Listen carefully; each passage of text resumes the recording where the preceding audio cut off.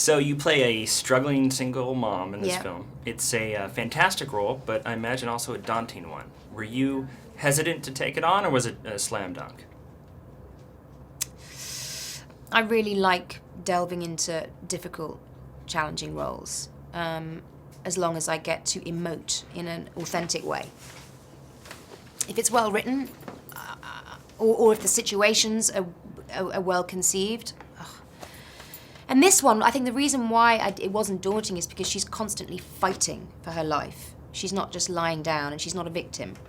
I mean, she is in the most obvious sense, but she doesn't behave as though she's a victim. And that was the key to keep me really energized about the role. I think if she if she'd had a different attitude, it would have been much more difficult. I mean, I found actually working on The Pursuit of Happiness, where I play a woman who abandons my child and, sees herself as a victim, much more difficult to play, much more difficult.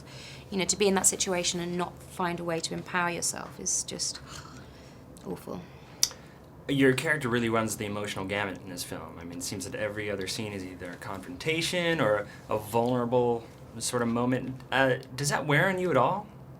No, because each time she kind of she keeps fighting. She keeps throwing another punch and another punch. The school's giving her hassle. She throws another punch. They're not giving her paycheck. She throws another punch. There's some guy's trying to tow her car. She gets out of it. She's very tenacious, and I love that about her.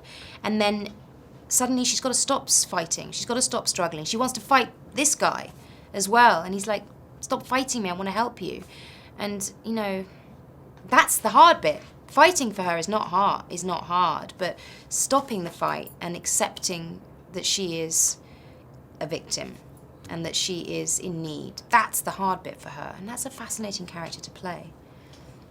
You've worked with Tyler Perry, the director, before. This time you get to work with Tyler Perry, the actor. Yeah. Talk about that experience. It was fantastic, because we had most of our scenes together are very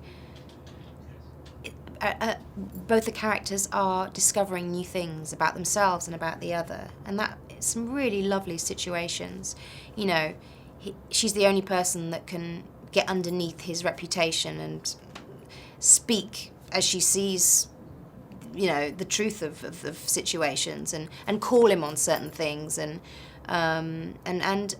criticize him about certain things. And he lets her, which is interesting because she's no threat to him. Also, he thinks, because she's just a little janitor, she's a little mosquito, I could crush you, so you can say what you want, buzz around as much as you want, but it gets to him. It's like no one's ever told him the truth before. And isn't it funny that the truth comes from this person that he would just normally step over and ignore? But that's the beauty of the story, and I think that's what's also a kind of lesson, is that, you can sometimes find happiness in the most bizarre places if you're open, and we're all spending our lives closing ourselves off from experiences and people.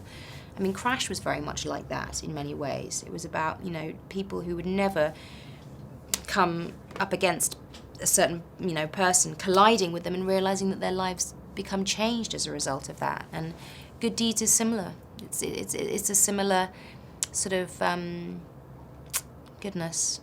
It's a similar little kind of a yarn. There's something very fantastical about it, because let's face it, not every homeless person's going to find a Wesley Deeds, and not every Wesley Deeds is going to find this little angel that's going to allow him to start again.